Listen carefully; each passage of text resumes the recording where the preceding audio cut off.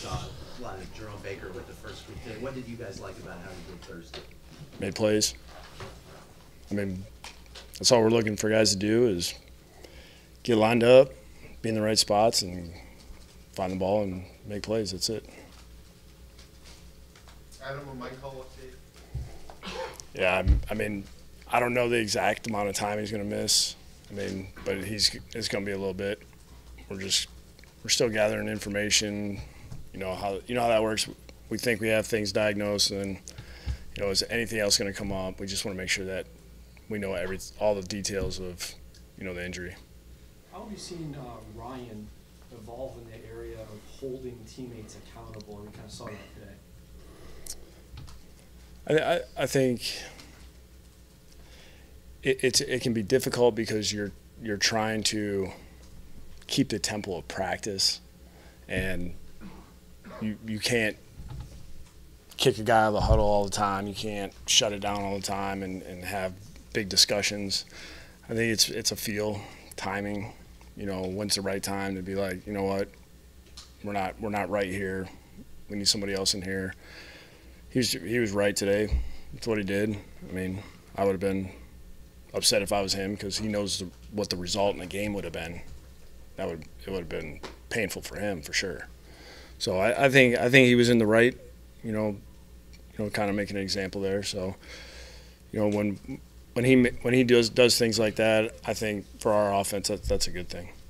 Adam, we saw some changes to both the base and the nickel first team defense, and I know nothing is set in stone, but when we see changes like that, is it more based off of the preseason game or accumulation of OTAs? I think it's accumulation. Just we're always going to be moving guys around and trying to figure out what's the best 11.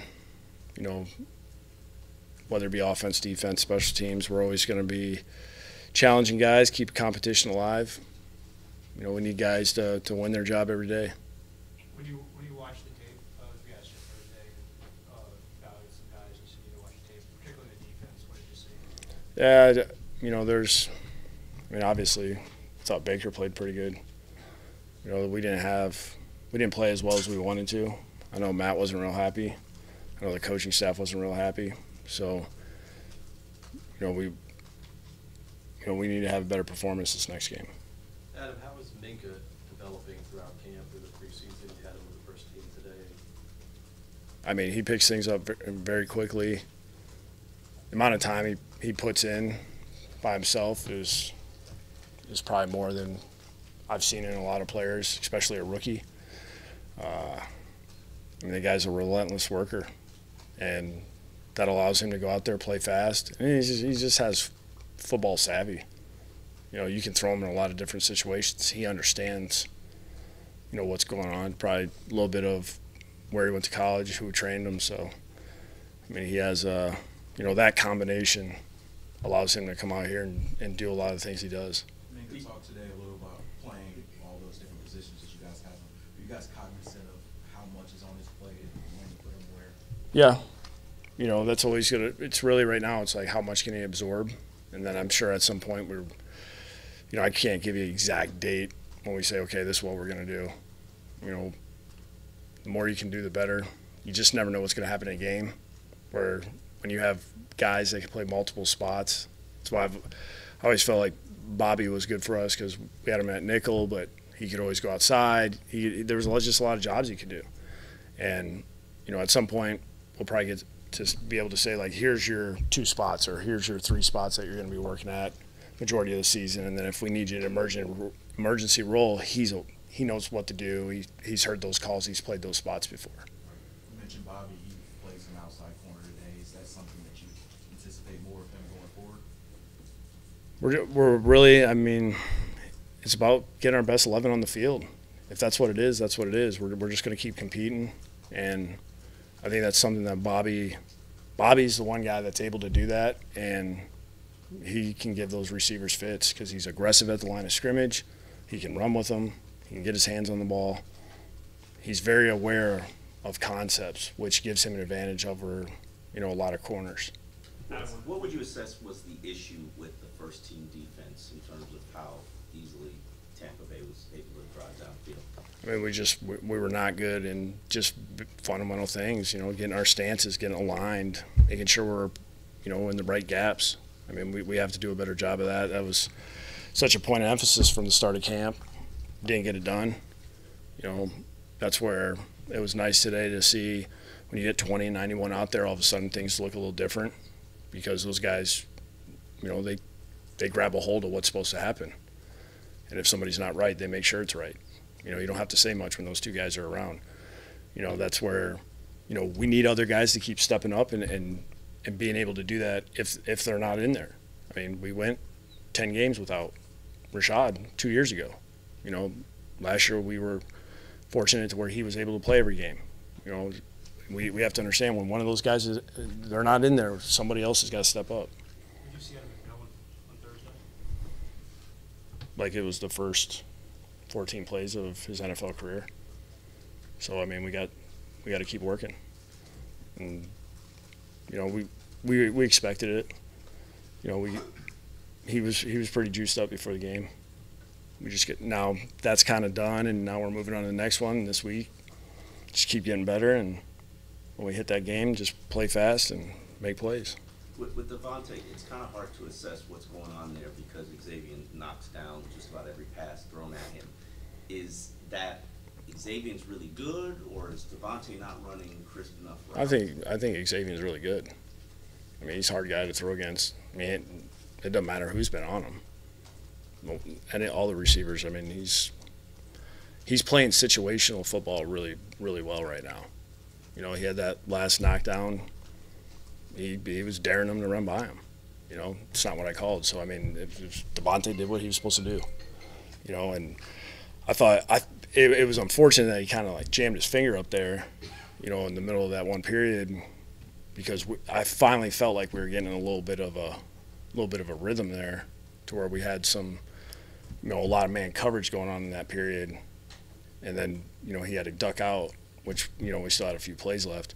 Then he came back in, and we couldn't get him the ball as like we kind of started to. How much of how Xavier played against Tampa Bay? I mean, when he played 6 plays.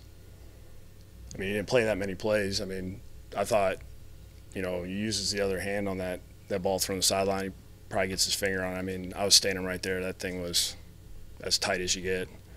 So, I mean, I'm always going to encourage him to be aggressive because he has the ability to make, if a guy does win on the line of scrimmage, he can catch up. You know, I just want him to play as aggressive as he does in practice. At what point do you get concerned about chemistry with Tannehill and Parker? I'm not concerned about that. Those guys have been doing this for a minute together. You know, we didn't have any problems in the spring. You know, it's just sometimes the ball goes other places dictated by coverage. You know, I mean, Devontae's the kind of guy you want man to man. You want him to be able to use his size and his body and box a guy out and go get the ball. And you know, you need to see press coverage to get that. And you know, we've had some opportunities. We haven't made some of those 50-50. You know, balls haven't been completed, but you know, we'll just keep working on it. And I've seen it turn with those two guys before.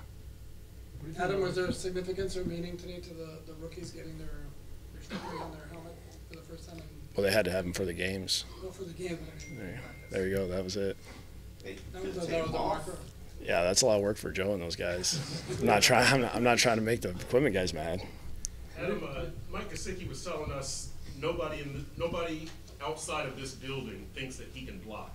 Do you have to tell him to ignore like social media and all that kind of stuff? Yeah, I mean, he's never said that to me. He knows how I feel about anybody else's opinion. So I'm always killing him on it anyways. You know, just reminding him what everybody thought. The thing that I really appreciate about Mike is he wants to do it.